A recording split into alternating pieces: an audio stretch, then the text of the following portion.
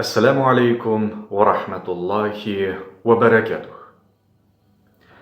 Biz gel kişiler arasında aralaşıp yaşayız.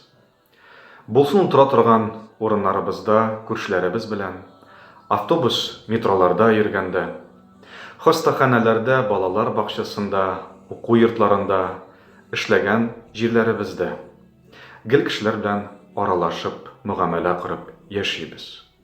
Peygamberimiz Muhammed sallallahu aleyhi ve sellem'nin бар bir hadisi. Ул китерелә Табарани хадисләре җыентыгында.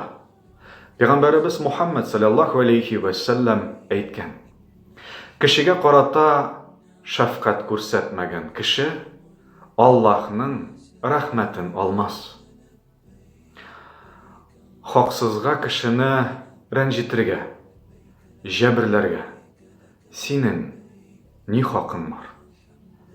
Вассаламу алейкум ва рахматуллахи ва баракатух.